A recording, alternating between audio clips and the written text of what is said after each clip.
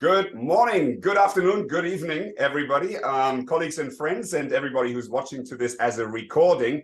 Very warm welcome to our first performance management deep dive dedicated to the performance pay dilemma. And it's very interesting, isn't it? There's so much going on with pay. If you look at discussions about CEO multiples or pay for purpose or intrinsic versus extrinsic motivation, talent wars, and respectively the high pay for certain skills, or strikes to have more salary. So there's a lot going on about pay, but I must admit, I personally had not thought a lot about what pay means or how it works until I met Stefanie. I thought you forgot it. Pleasure this morning to introduce to you Stefanie Hornung, who is a well-renowned journalist in the German-speaking countries, especially on new management, but she's also a very knowledgeable expert on pay. As a matter of fact, she's the co-founder of the New Pay Network. She's written 2 books and more on new pay and alternative ways to pay. And she is very, very familiar with the HR world, not only as a journalist, but also formerly as one of the official speakers of the greatest HR Congress in Europe. So with that, Stefanie, good morning. Good morning, Otti. Good morning, everyone. Thank you very much for the introduction. I'm very happy to be here and to share some of my thoughts about compensation. Well, I work like 15 years now on topics of the working world and compensation, I think for 6 years or more than 6 years now with we call it the New Pay Collective. And well, happy to share some of our thoughts and to maybe give us a clue about how compensation and performance are linked and connected. Wonderful, that's superb, and it leads me directly into our agenda for today. So what can you expect from this call? I'm going to introduce the call and the project a little bit further, because this first deep dive on pay is part of a broader cycle of events that ultimately look at the whole range of performance management practices to change performance management for good. And what we mean by that is to make companies flourish and thrive through better performance management. Pay and reward certainly is one core component. And in that context, I would also like to introduce my partner in crime, Antoinette Weibel, Professor for HR and Management at the University of St. Gallen. Hello, Antoinette. There she is. And Antoinette is going to take over because, as you probably know, I'm not an HR specialist. So Antoinette is going to lead the Q&A after Stefanie has talked about performance pay and the compensation challenge in a little bit more detail. And she's going to go into what is pay? What are the structural components? Well, how do you set pay? What are the levels? And then what is old pay versus new pay, and what are some of the challenges that we still have to sort out in the future, leading also into this project that we have. And the second half of the call, after a little bit of Q&A, and please keep your comments, questions, remarks going throughout the presentation by Stefanie.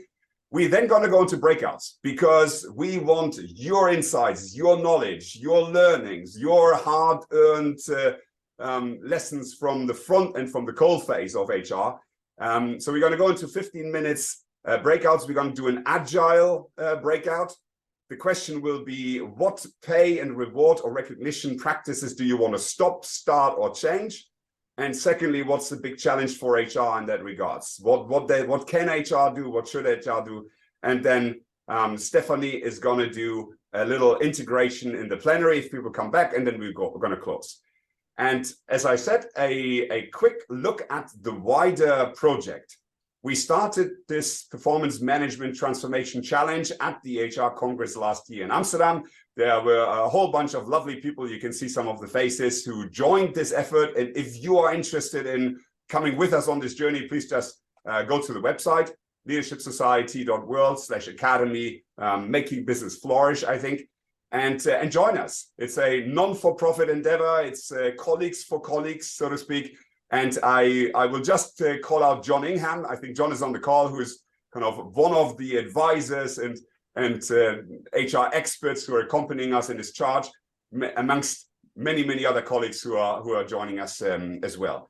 And I would also like to briefly present Rebecca Tillery. I call her Becky, who is the project lead for this project. So if you've got any questions on how to engage, Becky is there for you as well.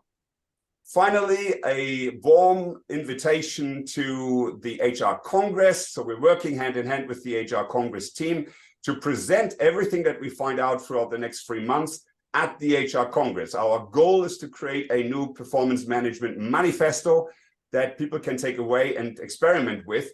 And we are searching for companies who are willing to engage with us. If you know about a company, or if you're willing to join in a set of experiments around new performance management practices, including pay, please let us know. This will be an effort guided by Antoinette and the University of St. Gallen, so you can expect academic quality and expertise, and maybe also something for you to learn from that, but maybe also for some of the things you experiment with to share with the wider world of HR for the good of all. And a final word, and then I'm all done with the introduction. How is this going to work? So we started in January by creating a vision statement for what it means to make companies flourish.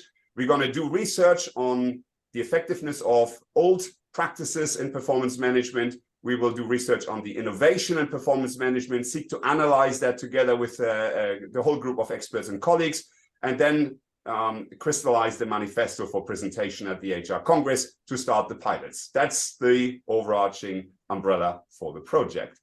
And with that, the introduction is over, and the long-awaited discussion about performance pay and the challenges of compensation is going to start. And Steffi, can I hand over to you if you want to share from your screen? And here we go.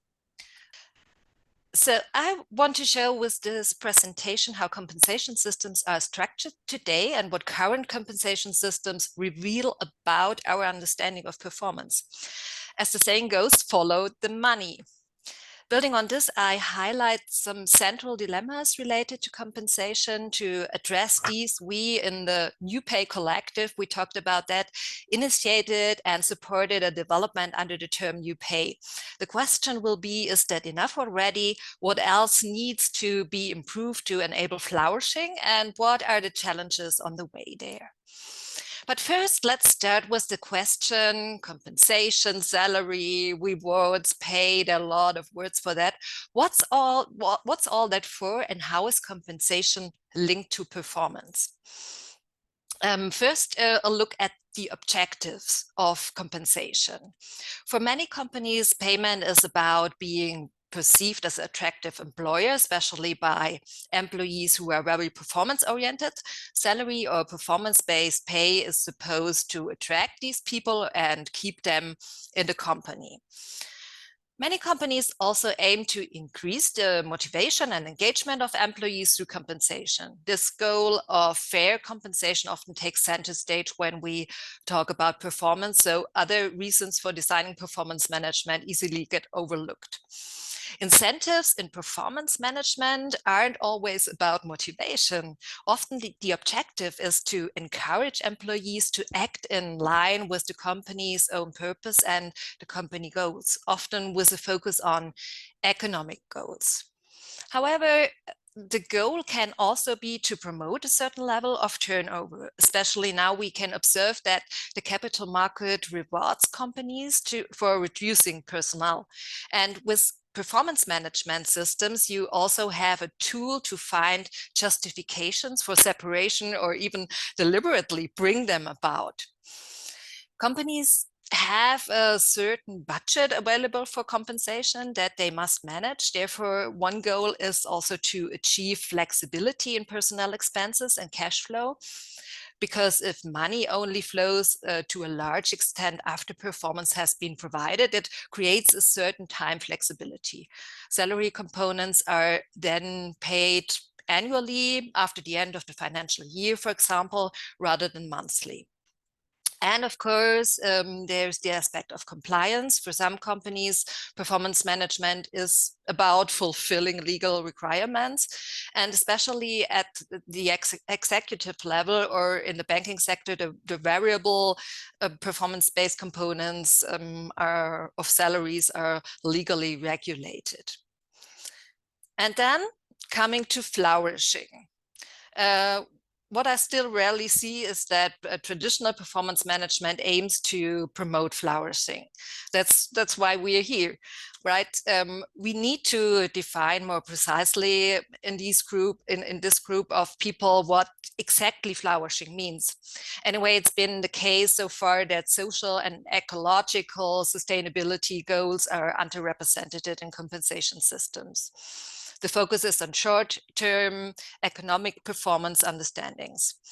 There are, of course, pioneering companies that set ethical goals or have a corporate purpose that supports certain virtues. However, these are in the minority, I think, and it's not always the case that they rigorously live their purpose and values through their compensation performance system, which is behavior beyond economic successes is usually not directly priced as performance. But how is performance management integrated into traditional compensation systems? What do companies compensate for, and what performance concepts is behind different salary components? Let me try to unravel that here. Fundamentally, compensation is about ensuring that employees can live from their work. During the Industrial Revolution at the end of the 18th century, there was an hourly wage. Today, we have an annual target salary, which also depends on the agreed working hours in the employment contract. In addition, there are legally mandated minimum wages. They were introduced in the 20th century. Some companies also pursue the approach of living wage in terms of dignified income. This is not equivalent to the minimum wage because the living wage requires that basic quality of life should be fulfilled so that one can not only live, but also have a dignified standard of living. And we have also benefits here. We have a good German word for that. It's like goodies for all. There are often benefits that all employees benefit from, right? So in a way, goodies for everyone, like the classic food basket. When a company pays a base salary for work, it essentially assumes that if someone is hired and a contract is concluded, that person also meets the performance requirement of a position or role. The company gives a leap of faith, let's say. Now, one might say that everything is fine so far if we pay all employees the same amount. We free ourselves from all performance discussions. And indeed, some especially smaller companies pay a standard wage, but many people find it unfair if they get the same amount as others, even though they may put in more effort. So most companies differentiate compensation further. Traditional compensation systems usually consist of salary bands that consider the value contribution of one's function or role. Performance is thus tied to the potential value contribution that one can make in a particular job. This is achieved through a grading process, comparing the value contribution of positions or roles, not of persons. This is done using self-determined criteria or criteria from the market. Simplified, there are two types of criteria that are crucial here. On the one side, criteria determining the value contribution, as I said before, a position makes to the organization, roughly akin to what we know from collective agreements. For example, competence, experience, education, responsibility, or task complexity. But there's also another side, criteria linked to the personal opportunities and risks of the position. So does the position offer development opportunities or prestige, which inherently serve as a form of compensation? Or does it entail psychological or physical stress, like noise, a high degree of external control? In that case, perhaps it should be balanced with good compensation. The more pronounced these criteria are, the higher the value of the function or position. This creates an evaluation scheme that can more or less translate into compensation in terms of salary and other compensation components. Grading is a method that became standard in the 1970s, I think, and still persists today, even in new pay approaches. It revolves around the potential performance someone can deliver. Someone has the skills, the education, the qualification, and the experience for a specific role or position. In some collective agreements, such in Germany in the public sector, for example, there's an additional component for length of service tenants, which allows progression within the salary band. However, this can compensate for various things: loyalty or experience. And especially in startups, it can also be a reward for joining and sticking with a young company and believing in its idea. It's also the willingness of employees to invest transaction specifically. There is the aspect that means that employees are ready to accept a discount, maybe in the labor market. They don't earn so much because they are acquiring social capital within the company or specific skills. So these three components, to put it simply, make up the fixed part of compensation, the red part. And when we talk about performance management, we usually mean something else, right?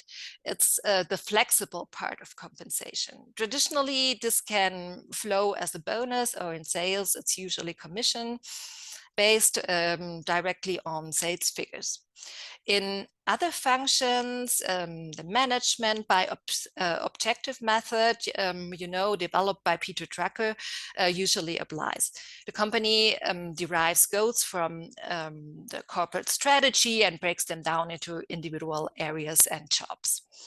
In the annual employee review, goals for the coming year are agreed upon, and achievement of goals for the past year is evaluated. So the bonus, at least in theory, only flows in the performance if the performance has also been achieved and if one has demonstrated their capability.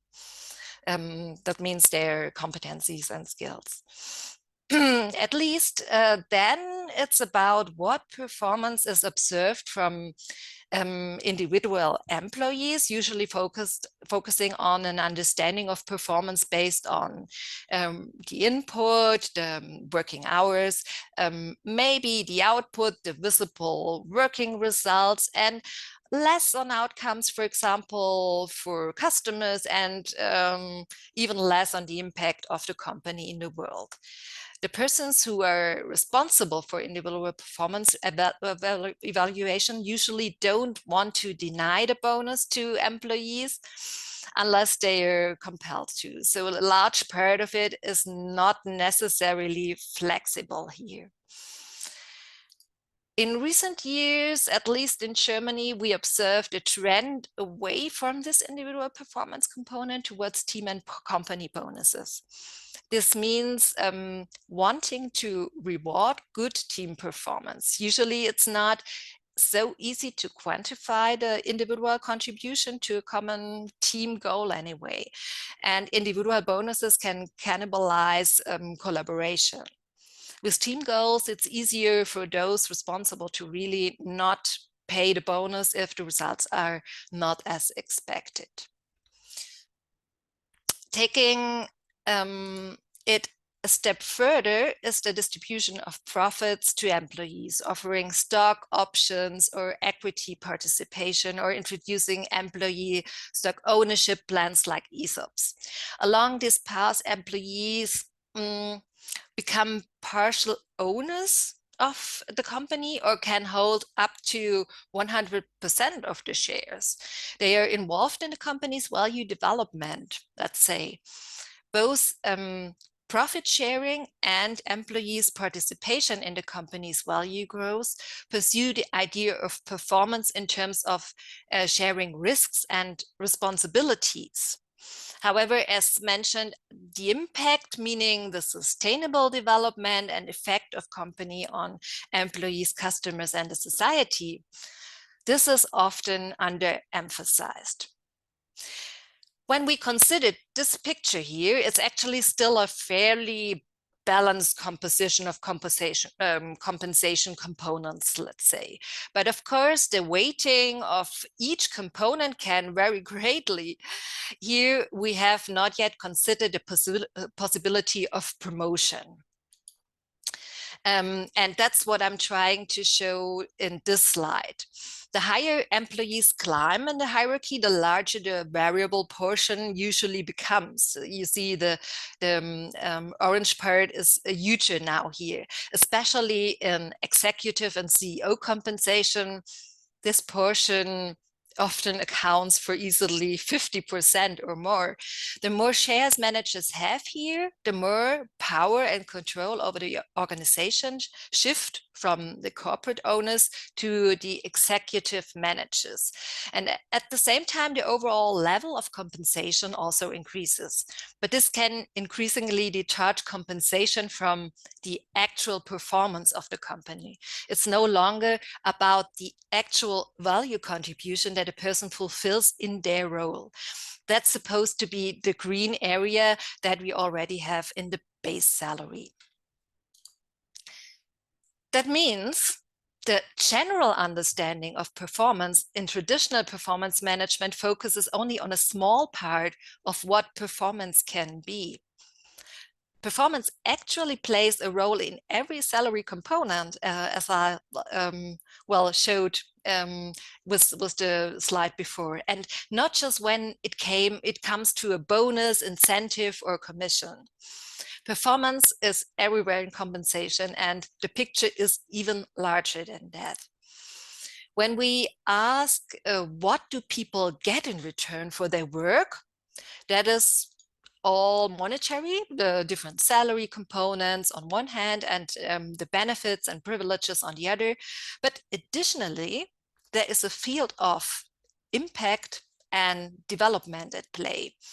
For performance, 4 aspects are important: self-efficacy, task, resonance, and social environment, as well as the structures and processes. Let's have a look at that. Let's start in the upper right field with the task. That is the basis of employment relationship. Crucial is whether the task corresponds to what was promised to me before I start a position, and whether it aligns with my strengths and interests. So do I have a high intrinsic motivation, talent, and competencies to fulfill it? Then self-efficacy. People experiment themselves as self-efficacious when they recognize the positive impact of their actions and identify themselves as a source of that effect. This sense of self-efficacy encourages and motivates to perform further tasks, even those that exceed the previous level of demands. And next, we have the field of resonance and social environment. This aims at the experienced interaction at work and the feedback one receives. How people feel seen at work depends on social relationships within the company, such as the relationship between managers and employees or among colleagues. In the lower right field, we come to the structures and processes. This includes the rule of the organization, as well as resources like work materials and equipment. So everything that employees need to be able to perform their task. Or are there structures and processes that hinder employees or interrupt their work rather than supporting them? This area relates to various HR disciplines and organizational development, as indicated by the elements depicted at the top of the image. Potential development opportunities for performance can also be sought here. The impact and development field of employees are usually a blind spot of compensation. That's what we see in nearly every company. Problems that arise here often crystallize around salary in proxy discussions. Employees complain about their salary, but the actual pain point lies elsewhere. It's just not as easy to address. So compensation systems involve challenging balancing processes. It's about dealing with dilemmas. I'd like to introduce two central performance pay dilemmas now that we find in every compensation approach. You might be familiar with Frans de Waal's fairness experiment, which I'll link to in the presentation. In this experiment, two capuchin monkeys are placed in cages side by side and trained to exchange small stones for food rewards.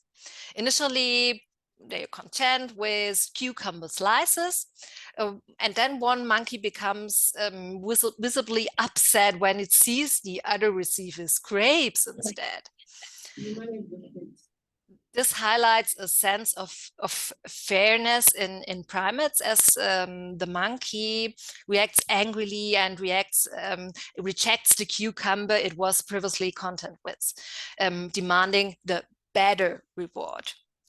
So injustice hurts, and it's the same for us humans, right? We always compare ourselves with others.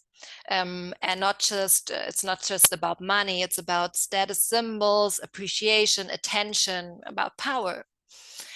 We expect equal pay for equal work. If the comparison doesn't favor us, it can lead to extreme defensive reactions. That's why a goal of every performance management system is to reward performance as fairly as possible to prevent unfair compensation. To understand how compensation works, the idea of perceived fairness is crucial, or of perceived justice. We have on one side of the coin the distribution fairness. Imagine we have a cake and now we need to decide who gets how much. Everyone gets the same amount. That doesn't necessarily feel fair. So some have contributed more to the cake than others. Criteria can vary. The question is how much we differentiate. And then we have procedural fairness or justice. What rules do we want to use to distribute the cake, and how do we want to apply the rules? Who decides on the application of the criteria, and how does it work? The problem is fairness is in the eye of the beholder and is not an objective but a relative measure. Take the example of the wage gap. Approaches like the Common Good Balance Sheet say that for certification, a ratio of 1 to 5 for the lowest to the highest salary in a company should not be exceeded. And that's considered fair, but for some organizations, it's too much, and for others, it's too little. It depends on the task, the risk, and the size of the organization, so always on the context. And additionally, we always compare ourselves with others. The feeling of unfairness is more demotivating than the feeling of fairness is motivating. Think about Frans de Waal's capuchin monkey, and we never want to have less than before. That's another principle, the loss aversion. And there's something else in this. In the monkey experiment, we see that the experimenter also plays a role. She has the treat, the grape, the reward in her hand, but she doesn't want to give it to the monkey. Fairness depends not only on the salary model, but also on the attitudes, the behaviors, relationship, and quality and process design that employees experience in dealing with the compensation system.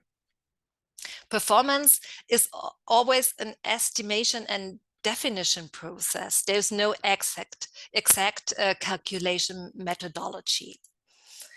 Another question that often arises in performance management is who actually evaluates performance well?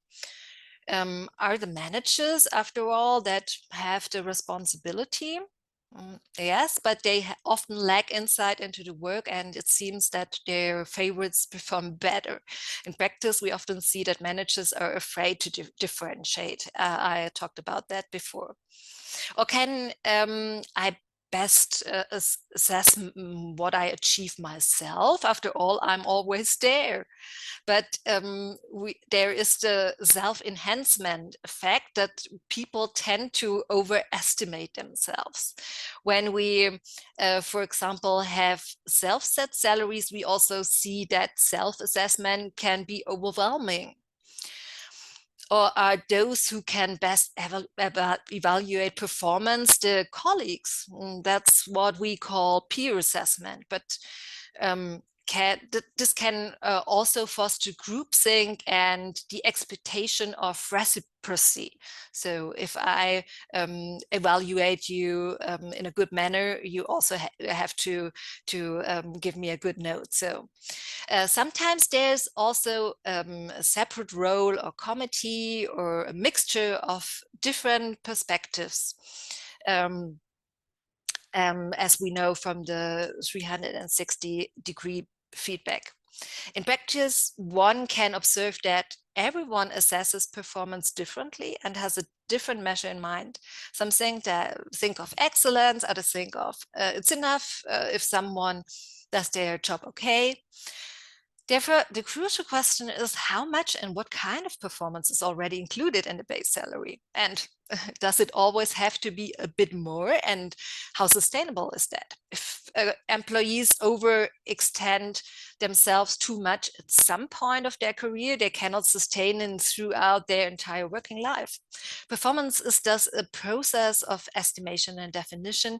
There is no exact calculation method. So when we look at how traditional compensation systems work, we find that many components still come from the industrial age and have hardly changed till now. The question is whether this still corresponds to the challenges and the goals of companies today. Especially in recent years, we have experienced profound changes due to digitization and the pandemic.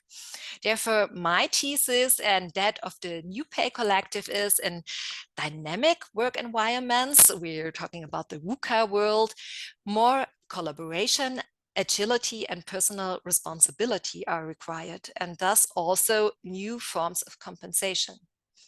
And that's why New Pay has stepped in. But what exactly is this new pay concept and how does it differ from traditional compensation? Here are a few key points about traditional compensation. The basis of assessment is usually distributive justice, and many subjective assessment elements are seen. Negotiating skills count. Traditional compensation systems are characterized by secrecy with exceptions such as highly regulated systems like collective agreement, where at least the salary bands or salary levels are transparent. But often it's still unclear how individuals are classified.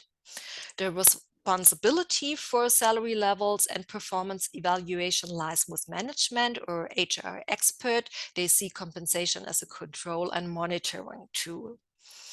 Decisions regarding the compensation system and its associated rules are made by management or expert.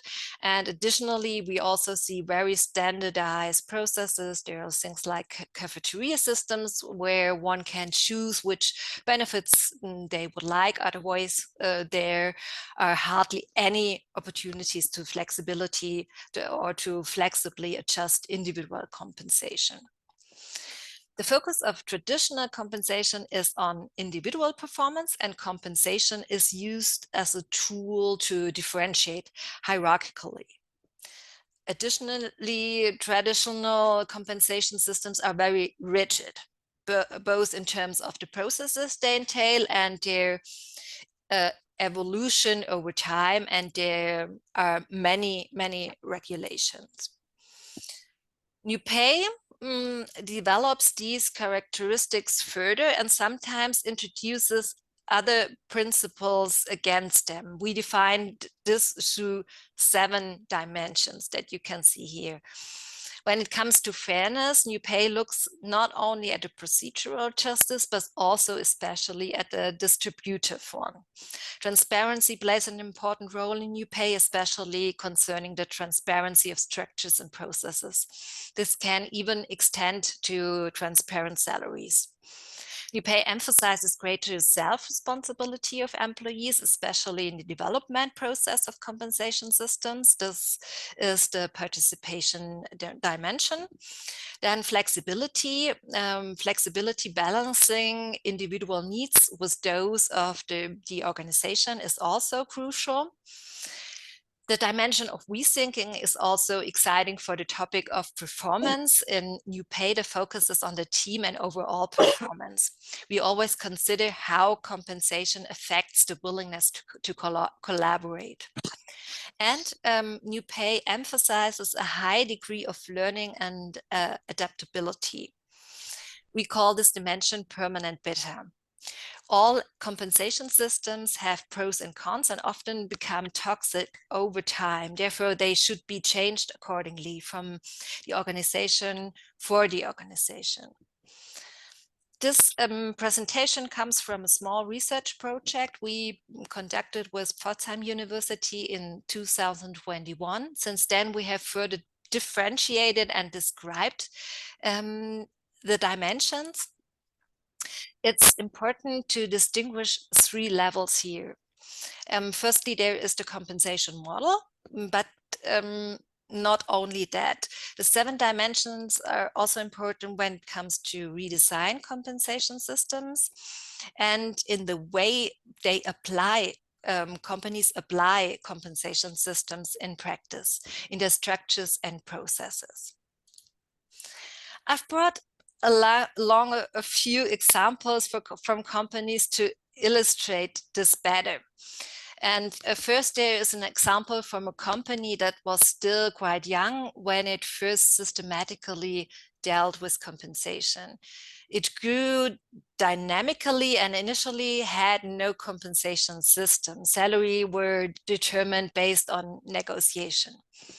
When the company wanted to recruit experts in the market, that it recognized that it had not developed the salary bands internally. It found that market salaries in the segment were significantly higher than what the company was accustomed to paying. And meanwhile, myths began to circulate within the company. Employees speculated about who earned more or less and what injustices might exist. And to counteract this, the company wanted to seek a transparent, rationalized discussion.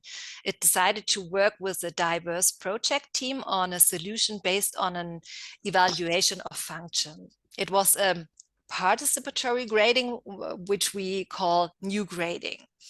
The company itself determined criteria that aligned with its values and its purpose. The result is a salary range or salary ranges that reflect the internal salary structure, but also serve as a reference for applicants. Those taking on leadership roles learned in this project how to use the grading scheme as a valuable tool.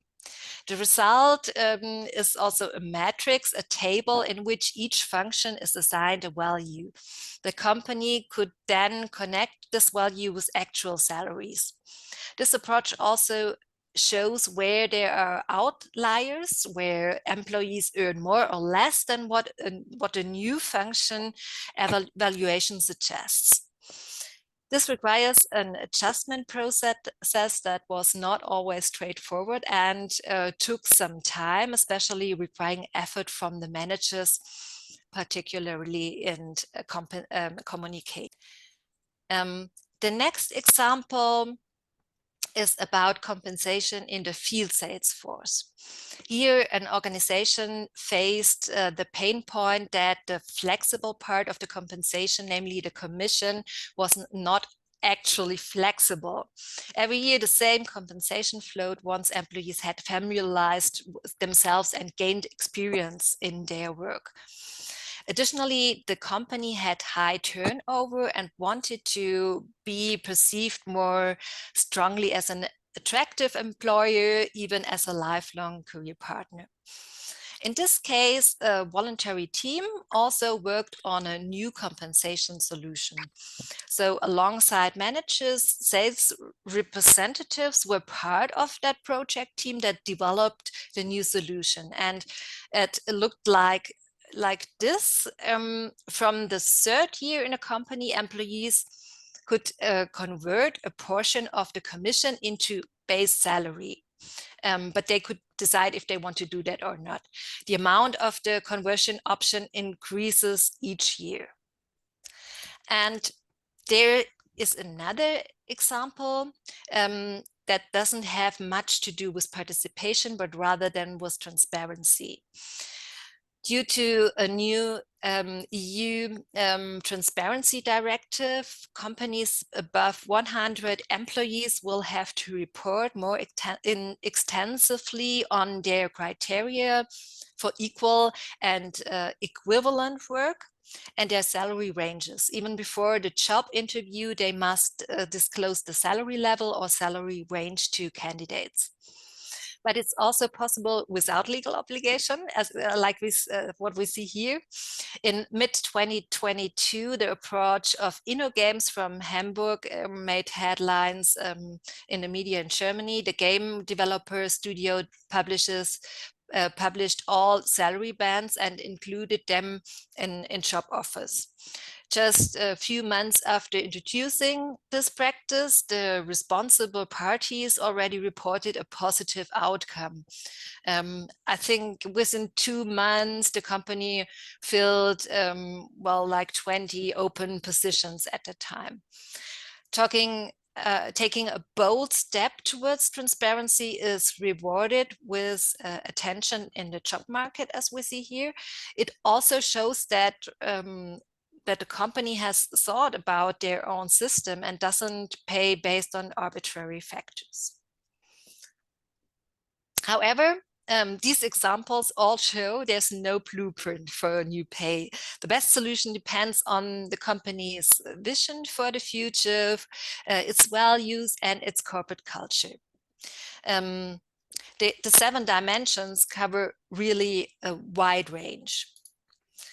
Now, this may sound simpler than it is in practice. When redesigning compensation systems, one must sometimes go through difficult negotiation processes. You can't always have everything and must weigh what is more important. A fair salary structure within one's own organization plays a significant role so that employees are willing to perform and do not feel demotivated because others receive more for the same work. Franz de Waal has shown us what happens then. Originally, this plays a big role in compensation systems, even when the grading method was developed. However, since the 1990s, an external labor market orientation has become widespread. To attract external talents, companies have oriented more towards the outside and developed market-oriented compensation strategies. External market data are considered crucial for compensation salary levels for similar functions in the industry, in the region, or a specific job market. And in recent years, salary platforms like Glassdoor or LinkedIn, or in the German-speaking region, we have Kununu, have been driving the development forward. They rely on salary transparency, by making salary data and salary benchmarks public. However, these are even more deceptive than the salary data from compensation consulting firms. Often comparisons are like comparing apples to oranges, and job titles are not always a good comparison indicator. Benchmarks are only an orientation measure. However, if they are used as the yardstick for one's own action, they perpetuate past mistakes. And additionally, when expensive hires are made from outside, it often exceeds the company's own salary structure. Exceptions are made and a fairness problem arises. Typically, HR or the compensation benefits department is responsible for designing compensation systems, since compensation systems, especially in large organizations, are very complex in depth. Expertise is required to make informed decisions. And often employees lack this knowledge and need to acquire it through participatory projects, for example. However, the acceptance of compensation systems increases when employees are involved and they develop an understanding of compensation that they can bring to the organization. Then we have the aspect comprehensibility versus perfection. At New Pay, we emphasize transparency. However, transparency is not an end in itself. Rather, it is about employees understanding and being able to comprehend compensation. On the other hand, companies strive to be fair to all employees and continuously refine compensation systems to accommodate all possible exceptions and incorporate as many salary components as possible. However, this complexity often leads to compensation systems that few people understand. Big dilemma. Then we have future viability versus orientation to past successes. Well, the past successes at the company's history are always reference points for employees, also concerning the compensation system. However, the focus on past achievements can overshadow the company's future direction, its vision, and how the compensation system can support it. Then holistic perspective versus attractive individual measures. Companies want to be perceived as attractive employers and tend to make exceptions or consider the individual interest of specific employees or groups of employees.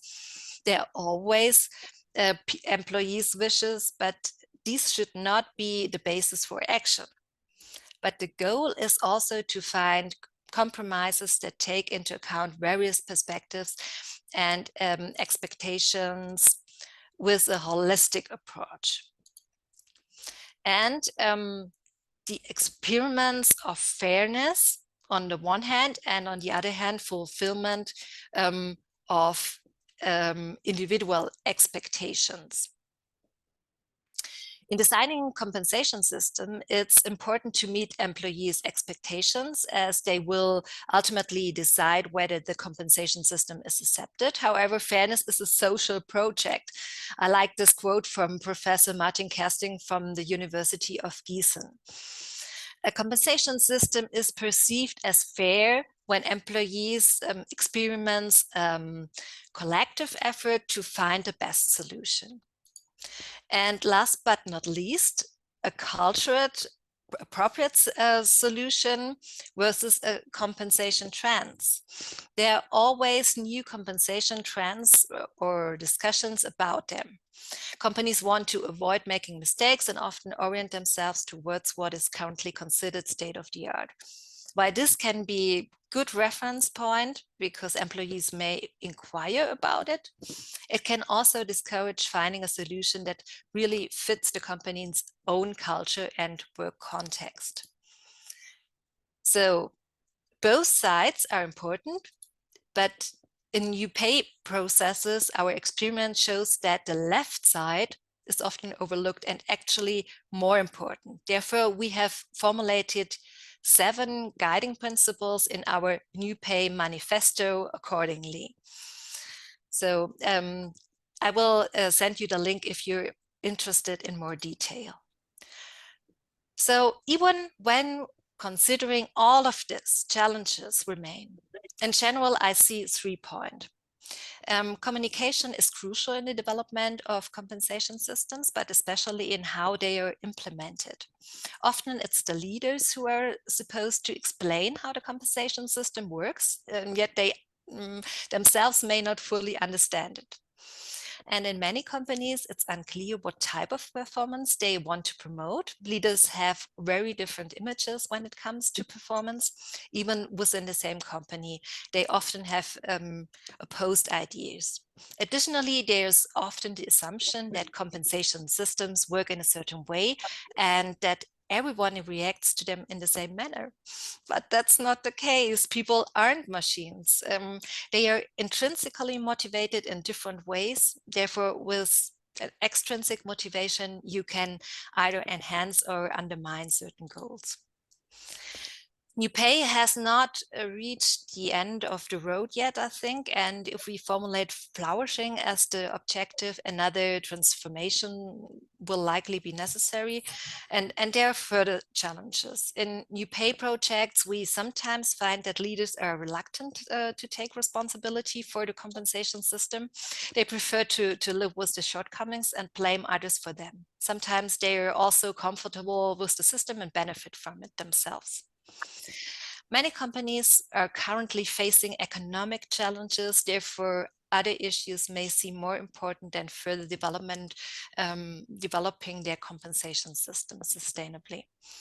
And last but not least, virtuous behavior can be expensive. That's one reason why good working conditions, including supply chain or climate protection, often fall by the wayside. And that was a lot of input now, and now it's time for your comments and your questions. Wonderful. And I would say a big virtual hand of applause for Stefanie here. I mean, what a brilliant presentation, Stefanie. And I'm so glad that at some point you said it sounds simpler than it is in practice, because I thought it wasn't simple at all. So I'm glad you managed to bring some order into pay. And I hope everybody on the call got something from it. Thank you so much for brilliant comments on the chat. And please now put any questions and comments you have on the chat, because I'm handing over to Antoinette for a very short Q&A. At the top of the hour, we'll move into breakouts. Antoinette, over to you. Wonderful. And somebody apologies. Could everybody please go on mute if you're not speaking? Sorry for that. Antoinette. Yeah, exactly. Great. Wonderful. Thank you, Steph. And I mean, my head was exploding, and so was the chat exploding. Even if now additional questions come, we'll see how we handle that. But I want to take it from something that John already said, and you picked it up as well. New Pay is about being more, or enabling more agility, it's more social, and it's more engaging. And I just picked a question for each of these from the chat. The first one, the more agility, I think that came up pretty often, and that was about flexibility. So people were asking, how can we make sure that we still have the organizational flexibility? Could we maybe even reduce pay over time, or how do we handle that if we start with very high pay in the beginning and then later we see we cannot afford that any longer? And then there were also questions about individual flexibility. Is that possible at all? So maybe you just pick one of these two, because I think these were extremely hotly discussed on the chat. Yes, I think the flexibility, for example, I mentioned this company that switched from the commission to fixed salary. I think in this New Pay projects, what arises is a good understanding of compensation dilemmas. And you also need a lot of information. You need information about let's say, how the company is doing, and how much you gain as a company. So normally that's not the business of the employees. They just see, oh, maybe there's a need to reduce the budget of salaries. So, but if you explain that, and maybe people already understand that beforehand, it's much easier to make maybe difficult cuts, or if you have to really reduce personnel, people tend to understand that better and to accept that. So that's one point. And the other one, of course, you can have like flexibility rules. Let's say it's not so much about individual exceptions, but maybe solutions where you have a choice, where you can choose if you want to work more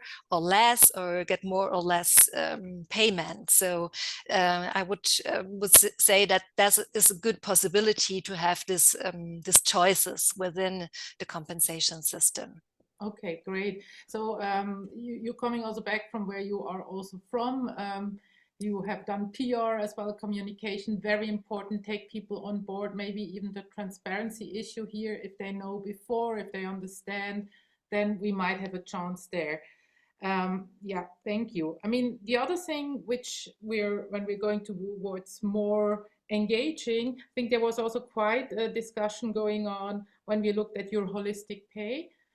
Because I think everybody thought, yeah, well, of course we need to look at job design as well. And Wilma came up, and maybe also more specifically recognition practices. So something like kudos or whatever is used in new work comes to mind as well. But then we also discussed, if this is thought together with pay, would it then mean that you pay people less when they're having a nice job? Is that the idea? Or can you explain that a little bit? No, that's not the idea. The idea is more to look at the problems you have there. It's not so much a picture. The holistic pay approach is not so much a picture about how you have to pay, but more like an analysis tool, let's say. It's how you can, when you start to redesign your compensation system, you normally have some pain points, and people say, oh, I'm not satisfied with my salary at the market, they're paying more. So then you can use this picture to really talk about what's the problem here. Is the problem really the money, or is the problem elsewhere? And that's the idea there. It's not about promotion aspects. You can include them if it fits with the company's culture, and new pay is not prescriptive in that way, I would say. Yeah, I guess I was trained as an economist, and economists really say if it's an interesting job, you should get less money. So that's why. But I'm glad that you're not in that picture. And then maybe let's take up something with this more social. And I think there was also a lot of discussions about these different types of justice, maybe even combined with your evaluation dilemma. So you said in new pay, distributive justice is also important, but then of course you showed us how difficult it is to evaluate. And it sounded a bit like you would say it's better to evaluate it in the group rather than anywhere else. I mean, is the group really the right place to evaluate merit? Just a question from your opinion. Well, it depends a lot on how you moderate the group and how who's part of the group. I think you need like a diverse group of people, and then I would say it's like a democratic process. And maybe you're not always coming to the best solution if you don't have the right people there to decide, or if they don't have the knowledge to decide and see all the consequences. And well, I think that's an important point here. And what was the question again? Well, I was just wondering because the new pay often comes then the team is deciding. And I was just asking myself, do they not have even more of the biases going on? And would you then really find out who merits what? I mean, or should we then kiss meritocracy goodbye? What we see a lot in this projects is that you have normally like two perspectives. You have your own perspective, and you want to take out the most you can of the compensation system, let's say. So maybe we are not everyone, but let's say some people work like that. So at the same time, when you're coming together in this group, you're responsible for the solution, and that means that you also have to take the part of the employer. You really have to be responsible for the results of the company, and that's what happens there in this project. I think the YouTube problem is that people don't want that. That's what I said at the final challenges, that sometimes it's nicer to say, oh, I don't want to take this responsibility, but when you're in such a project, you have to, I think. And I think, Stefanie, final takeaway and closure or call to action from your side. Anything that you want to close us out with? I think there were some comments from Antoinette and Sarah, and I think we can stay here to discuss their points. But well, I think it's really difficult to focus because compensation is such a huge topic, as we saw, and in the group that in the breakout room where I was discussing with other people, I think it's HR people are still struggling with the challenges from the past, and maybe with the market comparison, that's a really big issue, and we didn't reach so far the discussion about flourishing. So we just discussed about the basis, and that's important, and I think there are some forerunners and there are some companies that are already doing good stuff, and it's important to look at them, but we don't have to forget about the DHR people that are just starting. So very, very good. But I want to give us I want to close on a hopeful note. Meg Wheatley always said, never underestimate the power of a good conversation. I think by us starting the discussion and by having these conversations, by starting to think a little deeper than the shallow kind of natural environment of our day-to-day work, we can take this further. And I think that Antoinette will talk about traditional economics. In traditional economics, pay is the cost of life. I feel personally that's far too reductive. We have to get away from that. So I wish you all the very best. Take on the spirit of the performance management transformation. See you all soon and have a good rest of the week. Bye.